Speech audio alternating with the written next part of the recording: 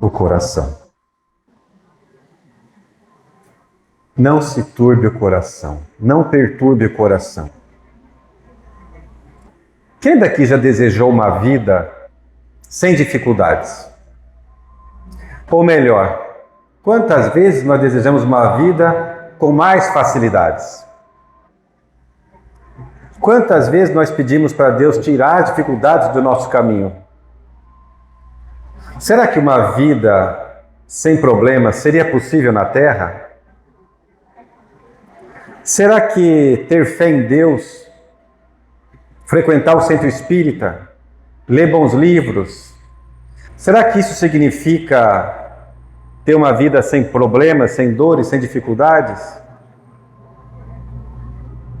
Se a fé, se a oração, se o exercício da fé com obras, se ela fosse um escudo contra as dificuldades, por que Deus permite tanto sofrimento? Tantas dificuldades? Na leitura de autoria do Espírito Emmanuel, que nos trouxe através das mãos de Chico Xavier, ao ler esta mensagem, nos dá a impressão de que Jesus está na nossa consciência dizendo muito claramente que as coisas não virão para nós com facilidade, que as conquistas demandarão esforço, empenho, dedicação, à custa de muitas lágrimas. É como se Jesus estivesse na nossa consciência falando como os Fevers falavam nos anos 70, lembra disso? Você bem sabe que eu não lhe prometi um mar de rosas. Nem sempre o sol brilha. Também há dias em que a chuva cai. Há dias de tempestades. Há dias que parece que não vão passar. Dificuldades de todas as ordens nos visitam muitas vezes. Dores, doenças, perda de situações financeiras, despedida de entes queridos. Nós sonhamos, planejamos viver junto a vida inteira, mas aí Deus entende coisas que nós não entendemos no primeiro momento e que é necessário que nós dali por diante caminhemos sem a convivência daquela pessoa amada. E conviver com outras pessoas sem aquela pessoa amada nem sempre é fácil, aliás, muitas vezes dói muito. Não é por outro motivo que nós na doutrina espírita estudamos em O Evangelho segundo o Espiritismo uma mensagem intitulada Perda de Entes Queridos. Perda não no sentido de sermos donos de uma coisa que se perdeu, se extraviou. Lá em casa perde óculos o tempo todo. Minha mulher, fazer um parênteses aqui, ela tem óculos na cozinha ou no quarto, porque ela já perde, então já deixa nos lugares. Mas gente, a gente não perde, porque nós não somos donos de ninguém. Nós somos muitas vezes emocionalmente mal educados a pensar que nós somos donos dos outros e desenvolvemos apego, a vontade de reter conosco, de sermos donos. O meu marido é seu mesmo. A minha mulher é sua. Meu filho. Nem o corpo é nosso, gente. O corpo é a morada do Espírito para desenvolvimento de virtudes e nos tornarmos pessoas melhores. Mas é um empréstimo que Deus nos faz. Somos depositários, fiéis depositários desse corpinho que Deus nos permitiu. Nele habitar para viver, conviver e passar por dificuldades. Na mensagem de Emmanuel, está bem claro ali que Jesus recomendou para seus seguidores, segundo a mensagem, em 4 paredes, ou seja, com um grupo de pessoas de maior convivência. Ele e os 11, porque Judas já tinha o traído. Naquele momento, Jesus estava no cenáculo com seus discípulos. Ele já tinha anunciado que seria preso e morto e causou maior burburinho, imagina. Jesus falar que, olha, hoje eu serei traído. Hoje, Pedro, Simão Pedro, que está aqui, que é meu maior defensor, vai me negar 3 vezes antes de o galo cantar. Mas como, Senhor? Vai. Hoje eu serei preso, eu serei morto. E começaram os apóstolos a ficar em agitação interna, muito mais do que a agitação das palavras somente. Mas emocionalmente, ansiedade total, descontrole, ambiente psicosfera pesado, angústia, incerteza, eles estavam apavorados. Não por acaso Pedro, com toda a sua firmeza, apelidado de pedra, teve seu momento de fraquejar também naquelas poucas horas que dali se sucederam. Diante de todo aquele cenário, 2 vezes Jesus fala, não turbe o vosso coração. Ou seja, ele estava reiterando, calma, serenidade. E como Jesus falava não apenas para aquelas pessoas, porque tudo que Jesus falava eram palavras de vida eterna. Aliás, palavra de vida eterna, inclusive, é o título do livro, da onde nós extraímos essa mensagem. O que Jesus falava não era somente para aquelas pessoas, mas repercute muito em nossas vidas hoje em dia. Não turbe vosso coração. Crede em mim, crede também no Pai. Mais adiante ele fala, deixe-vos a paz. A minha paz vos dou. Não a paz do mundo, a minha paz vos dou. Não a paz da aparência, mas da paz do Espírito. Do ser que nós somos filhos de Deus eternos. E isso ninguém tira de nós. Não se atemorize, controle esse medo. Coloque confiança onde esteja nascendo medo. Coloque paz onde haja discórdia dentro de si. Não é também por outro motivo que quando Francisco de Assis nos orienta com a sua oração, propõe para nós que sejamos instrumentos da paz. Ele pede a Deus, Senhor, fazei de mim o instrumento da vossa paz, da paz de Jesus, não a paz das aparências, não a paz da hipocrisia, dos vernizes, mas a paz autêntica, da fé raciocinada, aquela que pode encarar os fatos frente a frente em qualquer época da humanidade. Senhor, fazei de mim instrumento da vossa paz. Onde houver ódio, que eu leve amor. Não é somente uma proposta para que nós sejamos espalhadores e divulgadores do amor para os outros. Porque nós somente damos amor para os outros se nós damos amor para quem em primeiro lugar? Para nós mesmos. Então, onde houver ódio, primeiro, onde tem o ódio? Dentro de nós. Quantas vezes temos ódio? Raiva, rancor, inveja, dificuldade de perdoar. Nós temos ou não temos isso? Claro que temos. Se nós tivéssemos essas coisas em nossas vidas, nós não precisávamos estar aqui no Centro Espírita hoje, né? Sexta-feira, sextou, chovendo em Cuiabá, vontade de dormir. Mas nós estamos aqui investindo o nosso tempo em nós mesmos. Ato de amor por nós. Não é para agradar a Deus. Deus não precisa disso, não. Deus já é a inteligência suprema. Onde houver ódio, que eu leve amor dentro de mim. Mas muitas vezes eu leio alguma coisa nas redes sociais e eu me encho de ódio. Coloca amor de Deus que habita no seu coração. Joana de Ângeles, o Espírito, pela psicografia de Divaldo Franco, no livro Vida Feliz, ela diz, há um Cristo cósmico que habita dentro de você, não turbe o vosso coração. Calma. Não coloque coisas, obstáculos, não empanes a claridade desse Cristo que dá luz de dentro para fora em nós, porque nós somos filhos de Deus. Nós somos trabalhadores com Jesus. Não é que nós somos mais do que os outros, mas nós temos, sentimos e vivemos com Deus. O tempo todo, se nós quisermos, está à nossa disposição. Com quem eu quero me sintonizar? Com os bons espíritos, trabalhadores, com Jesus, ou com aqueles que querem me perturbar? Porque os espíritos influenciam a nós o tempo todo. Não é só na reunião mediúnica. Não é só na sala de passe. Os espíritos nos influenciam muito mais do que a gente consegue controlar. Dizem os espíritos, Allan Kardec, que os espíritos nos influenciam mais do que nós podemos supor, que de ordinário, ou seja, o comum, é que eles nos dirigem. De quem eu quero ser dirigido? Por quem?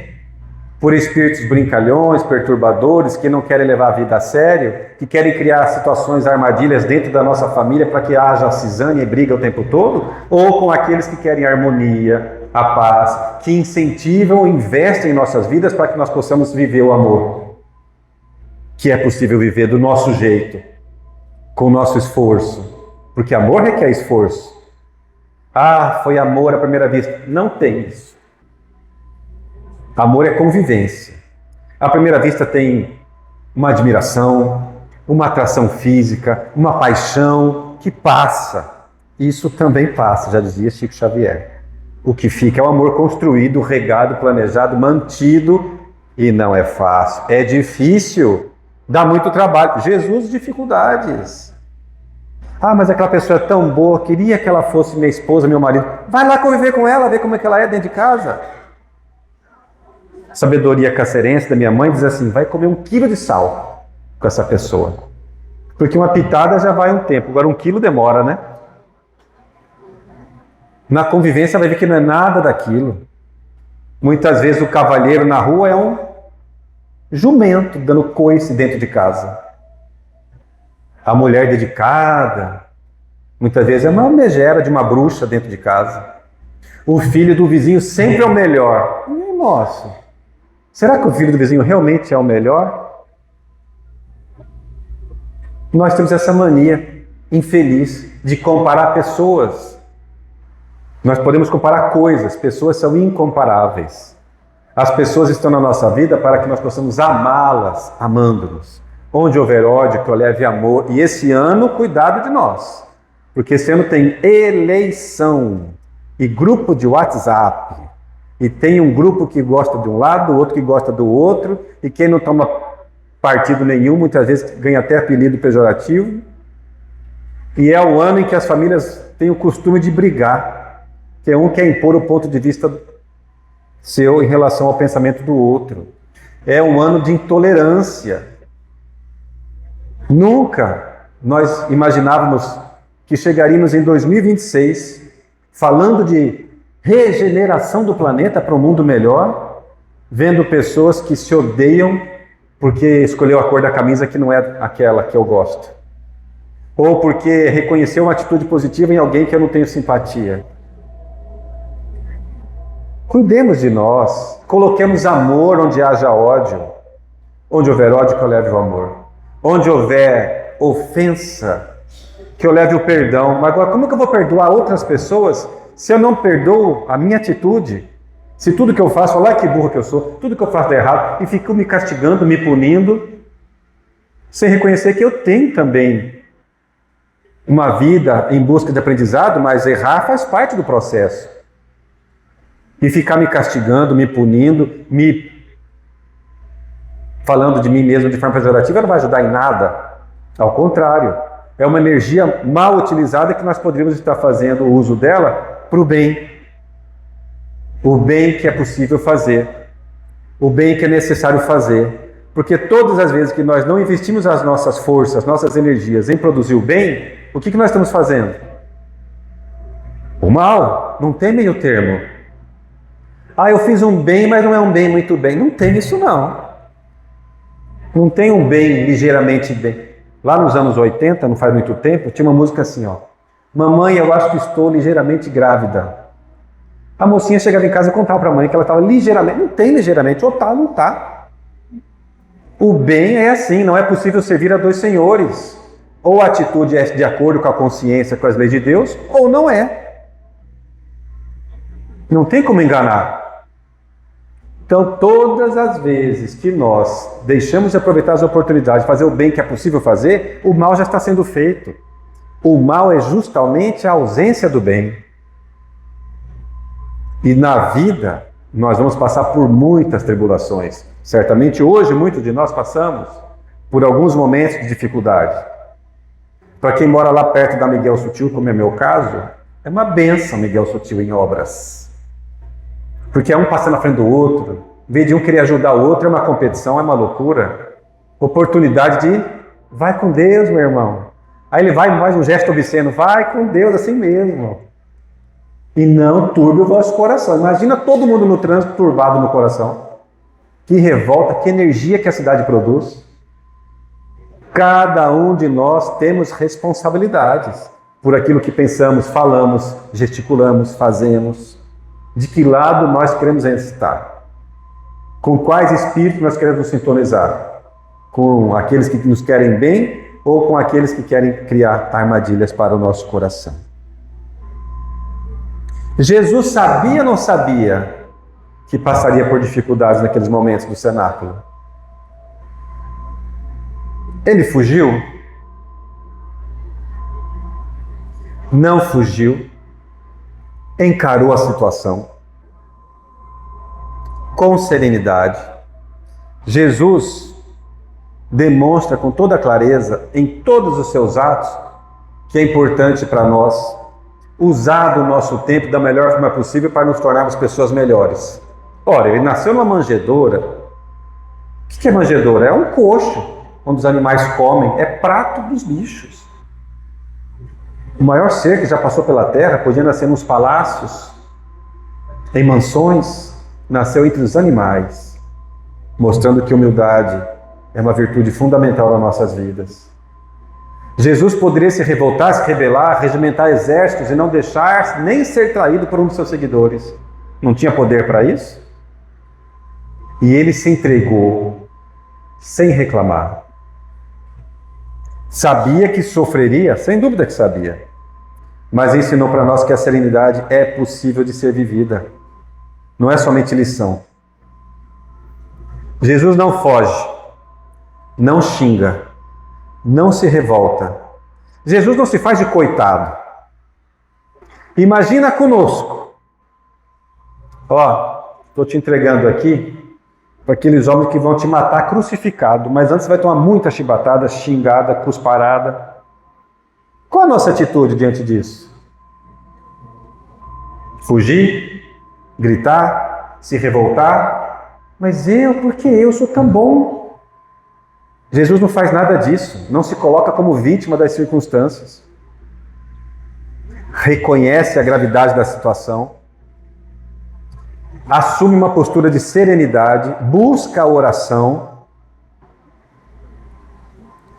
e passa por tudo aquilo que passou com dignidade, porque era necessário que passasse por isso. Mas vejamos que ele buscou a oração no horto. Ele buscou orar. Ele buscou seu momento de estar em comunhão com Deus. Se Jesus se recolheu para regimentar forças para esse momento, será que nós não devemos também fazer dessa forma? Há pessoas que dizem, o que adianta eu orar? Não vai fazer nada de diferente. O que adianta passar tempo orando? A dificuldade vai continuar. Vai continuar? Sem dúvida que vai. Porque oração não é fórmula mágica. Ah, mas os bons espíritos não tiram de nós as oportunidades de passar pelas dores, pelas dificuldades. Justamente porque eles são bons espíritos. Até porque somos nós, espíritos lúcidos, antes das reencarnações, que pedimos para passar pelas dificuldades. Porque antes de mergulharmos no corpo de carne, nós tínhamos lá do mundo espiritual, na erraticidade, ciência do que havíamos praticado, dos equívocos, dos crimes, dos abusos, dos assédios que nós praticamos. E nós pedimos, Senhor, me permita reencarnar. Eu quero reencarnar com aquele grupo de pessoas de novo. Aqueles que me traíram ou que eu traí, aqueles que me mataram ou que eu matei, eu quero, me ajude. Me ajude a me preparar para voltar e viver neste ambiente, às vezes até na mesma cidade. E nós somos bem preparados, reencarnamos. E muitas vezes, quando chegamos aqui, pedimos, Deus, tira essa dificuldade da minha vida. Mas como? Deus fala, meu filho, você pediu. Durante o sono, nós somos ali nosso corpinho deitado, nós saímos do corpo, nos encontramos com os benfeitores e eles nos esclarecem pelo desdobramento, pelo sono. Minha filha, meu filho, você não pediu? Obteve. É assim que é. Mas como é que eu pedi? Olha, você naquele momento tinha lucidez dos equívocos que você praticou. E nós estamos aqui do seu lado dizendo, confia em Deus, confia em você mesmo, que você vai conseguir passar por isso. Mas a opção de passar a passos largos, ou arrastando-se, rastejando-se, é de cada um. Porque as provas vão continuar acontecendo. Anjo de guarda não tira nossas provas. Mas a oração que Jesus foi fazer naquele momento, para entrar em contato, em comunhão com o Pai, para buscar forças para passar por aquilo tudo que passaria, porque ele era um ser encarnado, ele tinha corpo, células, pele, tecido. Não era fácil passar por aquilo. Provavelmente nós não resistiríamos. E ele permaneceu firme com dignidade e serenidade. Oração, em qualquer momento, principalmente quando vem as dificuldades, é fundamental. Nas nossas vidas, o que significa não turbe o vosso coração? Dificuldades familiares existem? Conflitos entre pais e filhos existem em nossos lares? Separações, desconstruções de projetos de família existem? E é fácil passar por isso? Não é fácil. Mas em muitos casos é preferível, é um mal menor. É melhor que se separe do que continue vivendo em relacionamentos doentios. Mas ainda esses dias, conversando com uma amiga, ela disse, olha, estou separada porque foi impossível viver com ele naquele momento. Mas se fosse hoje eu pensaria melhor. Eu suportaria um pouco mais. Mas por quê? Porque ela percebe que ela tinha mais para dar ainda. E ele também. É um caso isolado, mas é um caso. O fato é que quantas vezes temos o desejo de fugir da família? Senhor, me tira daqui, por que eu estou no meio desse povo? Parece que ninguém parece comigo aqui. Dá vontade de fugir do casamento, dá vontade de fugir do filho, da filha, do genro, da nora, do cunhado. Mas é o campo de atuação pelo qual nós pedimos para passar, conviver, trabalhar, trabalhando-se. Que nós vamos mudar os outros? Jamais. Isso é impossível. Ah, mas eu queria tanto que ela mudasse, mas se ela não quer, ela não vai. Ah, mas essa palestra, esse livro aqui é perfeito para o meu sogro, mas ele não quer ler, é direito dele. Ele não quer ouvir, livre-arbítrio dele. Ah, mas ele precisa melhorar. Se ele quiser. Porque se ele não quiser melhorar, ele passa uma reencarnação inteira sem desenvolver aquilo que poderia fazer. A gente vê potencial na pessoa. É uma pessoa nervosa com sabor de calmo, mas não quer ser calmo. Quer ser nervosa. Pode ou não pode? Tanto pode que Deus permite. Agora, e da nossa parte? O que compete a mim, convivendo com uma pessoa que me traz situações consecutivas, reiteradas, de agressões psicológicas, verbais. O que eu posso fazer com isso? Angústia? Angústia, ansiedade e pânico é o que generalizou-se na sociedade atual. Mas a proposta de Jesus é: não turbe o vosso coração. Viva com serenidade, busque força na oração. Dificuldade familiar? Teremos muitas, mas com Jesus o fardo se torna mais leve. Evangelho no lar. Convide as pessoas, mesmo aquelas com as quais nós não queremos nem olhar para a carinha dela. Convide.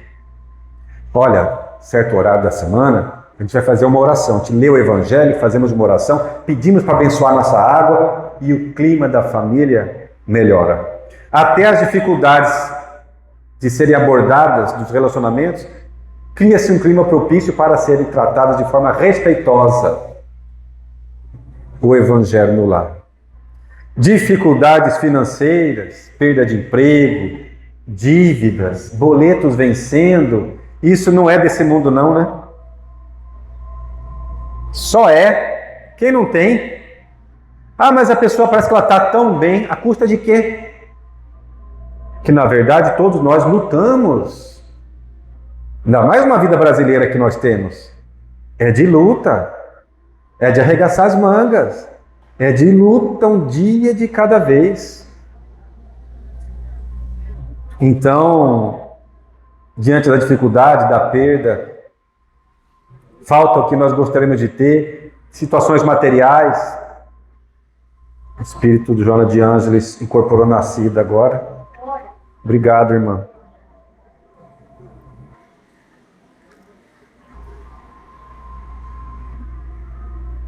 Por que Deus permite que eu passe por isso, por essa humilhação? Estou tendo que vender as coisas que eu consegui. Nós poderíamos perguntar: o que Deus quer me ensinar com essas situações? O que eu posso aprender com essa dificuldade? Que exemplo que eu estou dando de viver essa dificuldade para os meus tutelados, meus filhos, sobrinhos, netos? Dificuldades na saúde, doenças, limitações. Olha, eu fazia isso tão bem antigamente, agora não dou conta mais. Que vergonha! Vergonha é filho da vaidade com orgulho, esse casalzinho que nos atrapalha muito. Por que ter vergonha? Claro que a gente não faz com 70 anos o que fazia com 50. A gente não faz com 50 o que fazia com 20. Mas temos como passar pela experiência do envelhecimento do corpo também com dignidade, com juventude de espírito, de propósito de viver alegre, feliz. Certa vez estávamos viajando num congresso espírita, fora do Brasil, e ao nosso lado estava uma senhora muito amiga nossa, Dona Arminda Miller, já desencarnada, trabalhadora espírita como poucos. Entramos num ônibus, ela queria sentar, mas os jovens não deram lugar para ela. E aquela falação daqueles adolescentes, ela falou assim: meu filho, aí tem muita vida e pouco espírito. Aqui eu tenho muito espírito, mas não tenho corpo mais. O certo era eu estar nesse corpinho, ela brincou com a gente. Mas não tem como voltar atrás. Nós estamos vivendo de acordo com aquilo que precisamos viver. Muitas pessoas têm problemas emocionais, ansiedade, solidão. São dificuldades? Dificuldades com Jesus é diferente. Dificuldades sem Jesus aumenta. A proposta é que nós não finjamos para nós mesmos: eu não estou passando por isso. Essa dor não me afetou. Afeta. Não adianta falar: eu não tenho momentos de depressão. Tenho. Eu não sou alegre 100%. Eu não sou otimista o tempo todo. Eu ainda tenho meus momentos de pessimismo. Agora, o que eu faço com isso? Deixo tomar conta de mim? Ou estou buscando ajuda no centro espírita, na boa leitura, na oração, nos profissionais da saúde? Tantas e tantas técnicas a nosso favor hoje em dia. O importante é que nós não permitamos que esse sentimento de que a vida não tem sentido tome conta de nós. Mas se isso acontecer, busquemos forças. Não turbe o vosso coração. Olha essa frase de Emmanuel: não apeles para o Senhor como advogado da fuga calculada ao dever. Não peça a Deus como se fosse um advogado da fuga do dever. Qual é o nosso dever na vida? Viver de bem com a vida, com a consciência tranquila, fazer o bem que não seja possível fazer, no limite das forças, dizem os Espíritos para nós. Mas muitas vezes a gente vai orar negociando com Deus, prometendo coisas como se Deus precisasse das nossas promessas. Ainda pedimos: Deus, me tire meu problema, afasta essa prova de mim. Senhor, resolva tudo que eu estou passando, porque eu estou desesperado, eu estou revoltado. Podemos fazer isso? Podemos, porque temos liberdade, mas não é bom para nós. Chega a ser infantil. A oração é um momento nosso de entrega total. a vontade de Deus, de comunhão com o nosso Pai. Não é por outro motivo que muitas vezes as pessoas, quando vão nos conduzir em oração, nos propõem: meus irmãos, vamos nos elevar em pensamento a Deus, ou seja, vamos nos aproximar ainda mais de Deus. Vamos entrar em contato com a nossa intimidade e aí com Deus que habita em nós, nosso Pai, para que nós arregimentemos forças e possamos viver pelas situações com serenidade. A chave espiritual é a serenidade. Confiança em Deus, manter a consciência tranquila. Sem serenidade, o problema de fora destrói o ser humano, mas com serenidade, a perturbação interior vai se dissipando. Ah, mas você fala isso, você não sabe o que eu estou passando. Cada um de nós passa por provas que o outro nem imagina. Pode ser que a pessoa que conviva conosco como casal, marido, mulher, como pai e filho, um não saiba que o outro está passando. Ou não sabe o que o outro esteja passando. Porque às vezes nós temos dificuldade de nos abrir, de buscar ajuda, de conversar. Agora há pouco a nossa irmã Valéria que falou, né?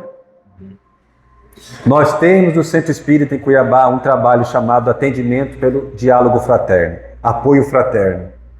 Aqueles que quiserem conversar, tem uma pessoa preparada para conversar, para ouvir. Isso não é só para quem está chegando no Centro Espírita.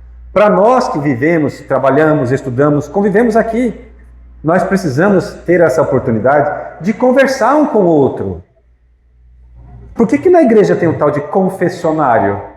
Na igreja católica, que eu frequentei até os 18 anos. Momento de se abrir. Quem vai perdoar a si mesmo é a própria pessoa. Mas é a oportunidade de buscar um apoio, e nós temos isso aqui.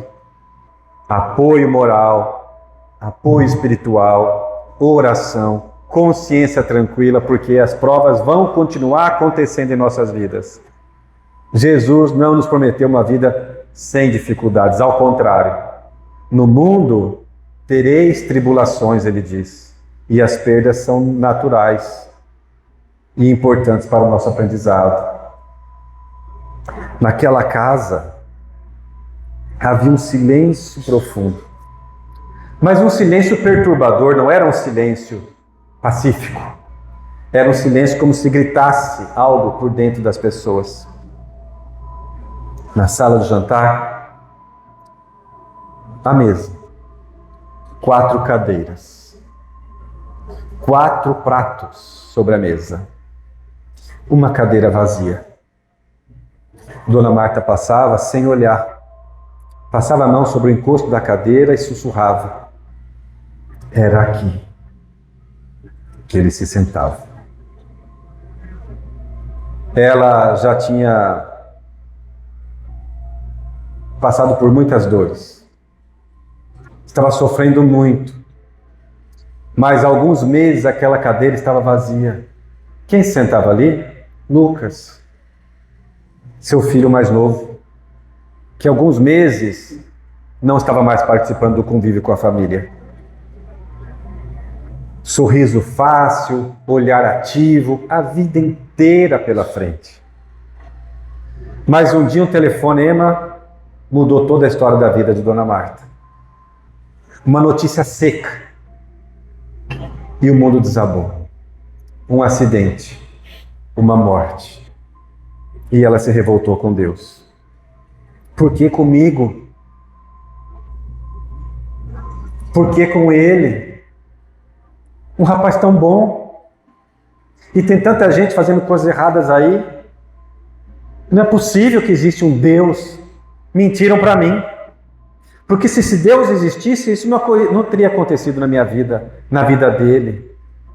Ele queria estudar, queria ajudar as pessoas. A dor que se transformava em revolta estava fazendo com que aquela mulher altiva definhasse a olhos nus. A sua filha, que era primogênita, numa certa tarde, no final do dia: mãe, hoje tem centro espírita, vamos comigo? De jeito nenhum, não tenho nada com Deus. Vai por mim, mãe. Porque às vezes as pessoas, mães, pais, que passam pela prova de ter um filho, uma filha desencarnada, se esquecem que tem outros filhos, que necessitam também não se tornar órfãos. Mãe, vai por mim. Aquilo tocou a dona Marta. Mas ela falou assim, minha filha, eu não tenho nada mais para falar para Deus. Mas mãe, será que Deus não tem algo para falar para a senhora? Contrariada, a dona Marta foi. Se sentou no fundo do salão. Queria que aquela pregação acabasse logo. Estava incomodada com tudo aquilo. Em certo momento, a pessoa que fazia a explanação do Evangelho disse, Jesus nunca disse que nós teríamos uma vida isenta de perdas. Ele disse ao contrário, não turbe o vosso coração. E naquele momento ela estremeceu, mas ficou firme. Ouve o fim da palestra, ouve a oração. Ela ficou sentada naquela postura rígida, por obrigação, quando viu que uma senhora idosa sentou-se ao seu lado. Ela não conhecia aquela senhora. E a senhora falou assim, seu coração está ferido, né, minha irmã? Ela balançou a cabeça. Eu perdi um filho. Olha como é pessoa importante conversar no centro espírita. Nos abrirmos para o diálogo. Não necessariamente o diálogo formal, fraterno. Conversar. Seu coração está ferido, minha irmã? Eu perdi meu filho.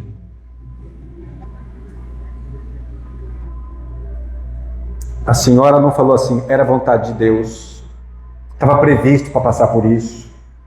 A senhora não julgou, não condenou. Não sentenciou. Não falou com respostas prontas que a doutrina espírita muitas vezes traz sobre reencarnação, provas e expiações. Ela só disse, eu também passei por isso. Seu filho?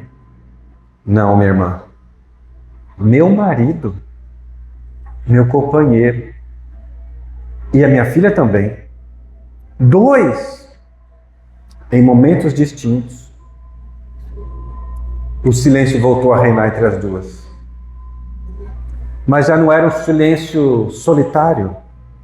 Era um silêncio solidário de quem compartilha a dor. E foi quebrado o silêncio quando aquela senhora perguntou para a dona Marta, vontade de abandonar tudo, não é? Eu também senti essa vontade. E Marta disse, mas por que você não abandonou? Porque eu perdi tudo.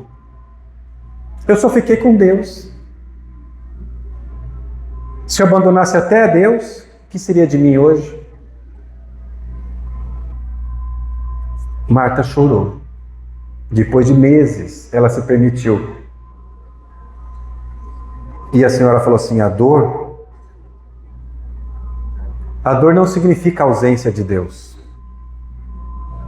Às vezes é o momento em que nós mais estamos próximos a Deus. E mais precisamos dele. Elas se abraçaram. Se despediram. Dona Marta voltou para casa. A mesa, 4 cadeiras, 4 pratos. Ela passou a mão no encosto daquela cadeira e olhou, porque ela não olhava. E pela primeira vez, desde que Lucas tinha partido, ela orou, conversando com Deus, Senhor, ainda sinto tanta falta do meu filho, mas eu não quero mais ficar revoltada. Me ajude a me permanecer firme, vivendo. Me ajude a suportar com dignidade. A casa continuava vazia, mas ela estava aliviada, porque se permitiu sair da revolta e se entregar à oração sincera. Mesmo diante das perdas que doem, E espírita sofre muito também. E choramos, mesmo nas perdas emocionais, financeiras, da saúde. Serenidade sempre com Jesus. Por isso que Ele nos convida para não nos perturbar internamente. E Ele confia em nós, e nós damos conta junto com Jesus. Vamos orar?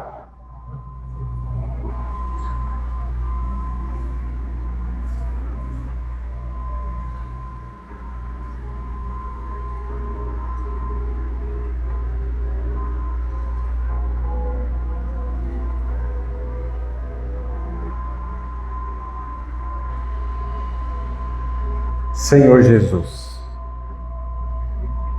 mestre, amigo que nos acolhe, que nos entende, que nos inspira, que é a luz que aquece nossas almas no frio da solidão, que nos indica o roteiro seguro do amor e da paz, que conseguimos viver e praticar. Ó Senhor, diante das dificuldades pelas quais nós passamos, nós, suas ovelhas, muitas vezes desgarradas, diante das dores, dos sofrimentos, que são escolas em nossas vidas, nós já sabemos. Ajuda-nos, Jesus, a aprender e evoluir, e não cairmos em reclamações improdutivas, em revolta. Senhor, o Senhor bem sabe das situações pelas quais nós estamos passando. O Senhor sonda os nossos pensamentos, nossos sentimentos. E nós sabemos também que o Senhor confia na nossa capacidade de autossuperação, autotransformação. Então pedimos, nos inspire, nos acompanhe, nos ajude nos momentos da dificuldade. E naqueles momentos em que o mal parece ser superior às nossas forças, permita que a ajuda venha do mundo espiritual, a fim de que nós não caiamos nas nossas fraquezas, nas nossas armadilhas interiores. Abençoa, Senhor, nossos propósitos de sermos pessoas melhores. Abençoa, Senhor, as nossas famílias. Em especial pedimos por aquelas pessoas que precisam de uma ajuda, de um lenitivo, de um remédio espiritual, como se fosse um passe à distância nesse momento. Pessoas que sofrem doenças físicas, morais, pessoas que erraram e estão encarceradas fisicamente, as pessoas nos hospitais, nos asilos, nos lares sem mães, sem pais. Abençoa, Senhor, o nosso propósito e nos dê a força necessária para vivermos com dignidade, com resignação, com alegria de viver e gratidão sempre. Que seja feita a vontade de Deus, nosso Pai, que assim